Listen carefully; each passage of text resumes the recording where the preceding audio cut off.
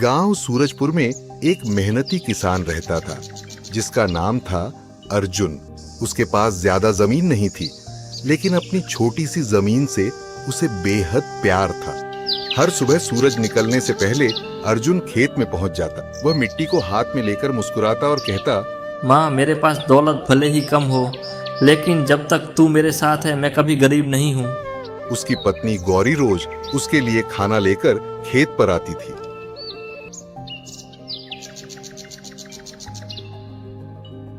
आप इतनी मेहनत करते हैं, लेकिन इस बार भी फसल अच्छी नहीं हुई तो? मेहनत करने वाले के खेत में देर हो सकती है, लेकिन उम्मीद कभी खत्म नहीं होती। लेकिन इस बार मुश्किल पहले से बड़ी थी। गांव में लगातार 2 साल से बारिश कम हुई थी। खेतों की मिट्टी सूख रही थी और किसानों की परेशानियां बढ़ती जा रही थी। उसी गांव में विक्रम सिंह नाम का एक अमीर व्यापारी रहता था। वह किसानों से उनकी फसल बहुत कम दाम में खरीदता और बाद में उसी फसल को महंगे दाम पर बेच देता। एक दिन विक्रम अर्जुन के खेत पर पहुंचा। अर्जुन, तुम्हारी हालत देख रहा हूँ, अपनी जमीन मुझे बेच दो। कम से कम तुम्हारे सिर से कर्ज तो उतर जाएगा। जमीन बेचकर आज का कर्ज उतर जाएगा, लेकिन कल मेरे बच्चों के पास क्या बचेगा?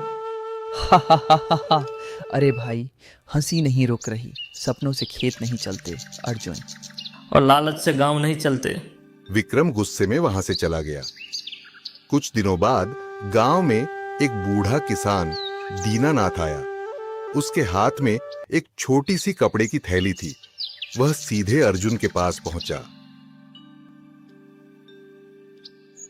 अर्जुन, मेरे पास एक पुराने किस्म का बीज है। मेरे पिता ने इसे संभाल कर रखा था।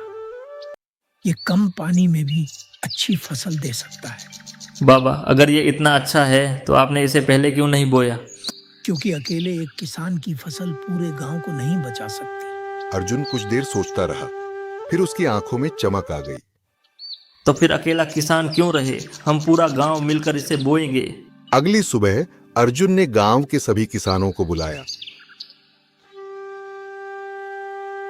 अगर हम हर किसान अलग अलग लड़ेंगे तो सूखा हमें हरा देगा, लेकिन अगर हम मिलकर पानी बचाए, अच्छे बीज लगाए और मेहनत बांट लें तो हम सूखे को भी हरा सकते हैं।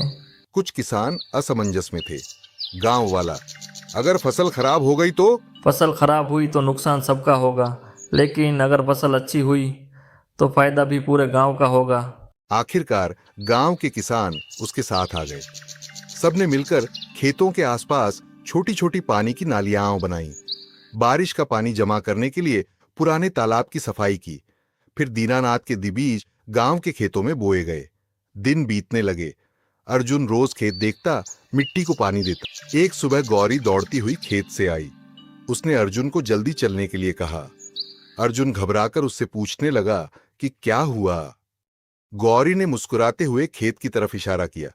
छोटे छोटे हरे पौधे पूरी जमीन पर लहरा रहे थे।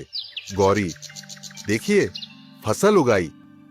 अर्जुन की आंखों में खुशी के आंसू आ गए। अर्जुन, ये सिर्फ मेरी फसल नहीं है गौरी, ये पूरे गांव की उम्मीद है। कुछ ही महीनों में खेत सुनहरी फसल से भर गए।